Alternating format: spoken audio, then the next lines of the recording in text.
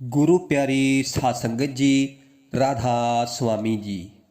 साध संगत जी, एक बार डेरे में सेवा चल रही थी।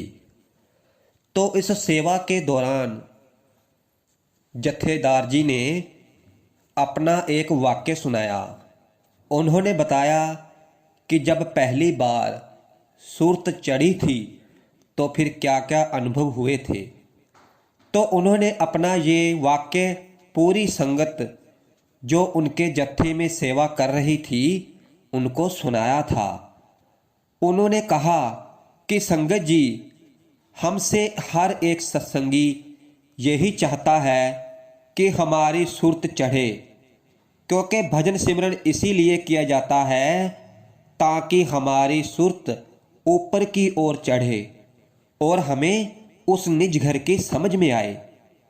क्योंकि ये जो जितनी भजन बंदगी है, भजन सिमरन है, हम ये इसीलिए करते हैं ना कि हमारा ख्याल उस दुनिया से और इसके पदार्थों से निकले।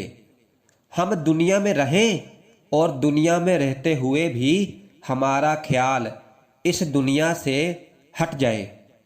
और ये बहुत ही ऊंची बात है, क्योंकि यहाँ हम रहते हैं तो फिर हमारा ध्यान भी तो उसमें ही रहेगा। लेकिन संत मत में समझाया जाता है कि दुनिया में रहते हुए भी ध्यान अपने में, समझ उस घर की रखो, अपने असली घर की रखो। तो इसके लिए हमें भजन सिमरन करना पड़ेगा, उस परमात्मा की बंदगी करनी पड़ेगी। और कहते हैं जब हमारा भजन सिमरन पक्का हो जाता है तो फिर हमारी सुरती ऊपर की तरफ चढ़ती है। और अब आप देख लो कि हर व्यक्ति कोशिश तो करता है कि मेरी सुरती ऊपर की तरफ चढ़े, लेकिन सफलता किसी किसी को ही मिलती है और उससे भ्रम बने रहते हैं। और आपने कई बार देखा होगा कि जब सत्संग हो रहा होता है, जब सतगुरु सत्संग फरमा रहे होते हैं, तो फिर सत्संग में बैठे हुए चाहे कोई व्यक्ति हो और चाहे कोई बीबी हो, बहुत ऊंचे से चिल्लाती है। और जो आसपास के जो लोग हैं फिर साइड में हो जाते हैं और फिर वह पूछते हैं कि क्या हुआ। तो फिर कई सत्संगी कहते हैं, जिनको इस बात का अनुभव होता है, वो कहते हैं कि सुरती चढ़ गई। और ये बात कितनी सही है, तो इसको जब आप खुद अनुभव करोगे फिर समझ में आएगा। और फिर साथ संगत जी, जत्थेदार जी ने बताया भजन सिमरन मैं दोनों वक्त ही करता था, सुबह भी और शाम को भी। और एक रात की बात है कि मैं शाम को यानी रात को भजन करने को बैठा था और पहले फर्श पर एक चटाई बिछाकर और फिर चौकड़ी लगाकर उस पर बैठकर भजन सिमरन करता था। और मेरा ये अभ्यास काफ़ी समय से बना हुआ था। और मुझे कुछ सुनाई दे या ना दे, कुछ दिखाई दे या ना दे, लेकिन मैं हमेशा भजन सिमरन पर बैठता था, क्योंकि मेरा अभ्यास पक्का हो चुका था। इसलिए काफ़ी समय तक बैठ जाता था, क्योंकि ये अवस्था वो अवस्था होती है जहाँ हमारा दिमाग काम करना बंद कर देता है और फिर यहाँ पर हमें केवल समर्पण करने की ज़रूरत होती है। और हमें यहाँ तक भी आवश्यकता नहीं कि हम अपने सतगुरु के स्वरूप को भी याद रखें, जो स्थूल शरीर है सतगुरु का, उसको भी याद करें। और फिर मैं उस समय यही अभ्यास करता था। और उस समय ना कोई सतगुरु की याद, ना ही कोई नाम की याद, और ना ही किसी दुनिया के काम धंधों की याद, ना ही बाहरी वस्तुओं की याद, किसी की याद नहीं। और केवल बैठा रहता था भजन सिमरन पर। और मेरा ये अभ्यास काफ़ी समय से बना हुआ था। मुझे आदत पड़ गई थी और रात का समय था। रात के लगभग 11 बज चुके थे और मैं बैठा हुआ था भजन सिमरन पे। और फिर आवाज़ आई जैसे कोई चीज़ गिरती है धड़ाम से, और उस आवाज़ से जो मेरे घर का वातावरण था वो बदल गया। और फिर मेरी पत्नी चिल्लाती हुई भागी और उसकी आवाज़ सुनकर जो बच्चे सोए हुए थे वो भी उठ गए और वो भी भागे कमरे की तरफ। और फिर उन्होंने मेरे कमरे की लाइट जलाई और क्या देखते हैं कि मैं आगे की ओर धड़ाम से गिरा हुआ था। और मैं उठने की कोशिश तो कर रहा था लेकिन उठ नहीं पा रहा था। और लाइट जलाते ही मेरी पत्नी चिल्लाई और उन्होंने मुझे सीधा किया और मैं अपने आप को सीधा करने की कोशिश कर रहा था। और वो मेरे चेहरे को देखकर घबरा गए क्योंकि मेरा जो चेहरा था उस पर काफ़ी चोट आई हुई थी। और फिर उसके बाद उन्होंने मुझे सहारा देकर बिठाया और मैं बैठ गया। और फिर उन्होंने मुझे पानी पिलाया और पूछा क्या हुआ। तो फिर मैंने कहा पता नहीं क्या हुआ, अचानक से मुझे तो पता ही नहीं कि कब मेरे साथ ये घटना घटी। तो फिर उन्होंने मुझसे पूछा कि क्या हुआ और मैं उन्हें कुछ बता भी नहीं पाया। और फिर मैं आराम करने लगा और फिर आराम किया और फिर सुबह उठा और फिर सुबह सिमरन करने ही बैठा, भजन करने नहीं बैठा क्योंकि मैं डर गया था। और फिर जब दिन चढ़ा अच्छी तरह से और जब मैंने अपना चेहरा आईने में देखा तो मेरे चेहरे पर ऐसी चोट लगी थी जैसे किसी ने मुझे पीटा हो।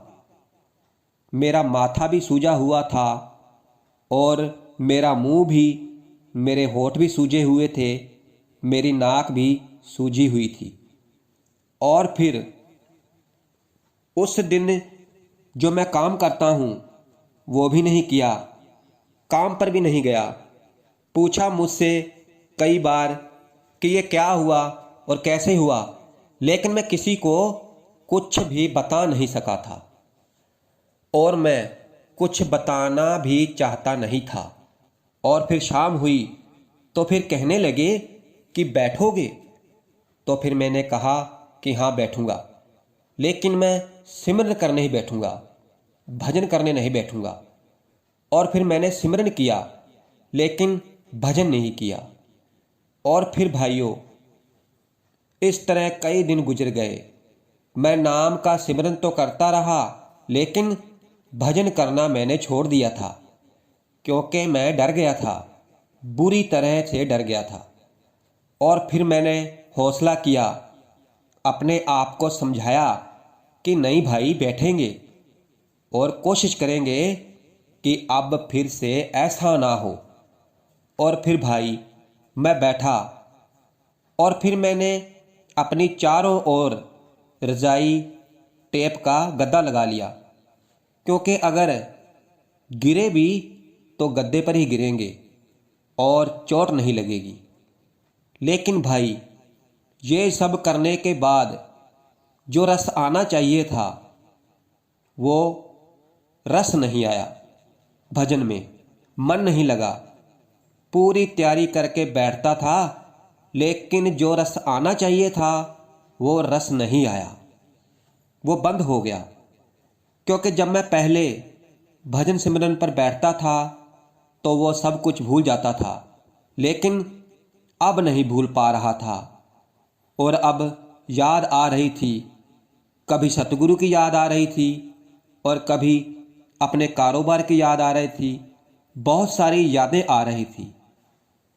और फिर मैं बहुत दुखी हुआ कि बना बनाया काम बिगड़ गया। ये क्या हो गया, कुछ समझ में नहीं आ रहा था। और फिर मैंने फिर कोशिश की, फिर निर्णय लिया कि सुचेत होकर बैठेंगे और अपने आसपास से ये रजाई गद्दे हटाकर बैठेंगे।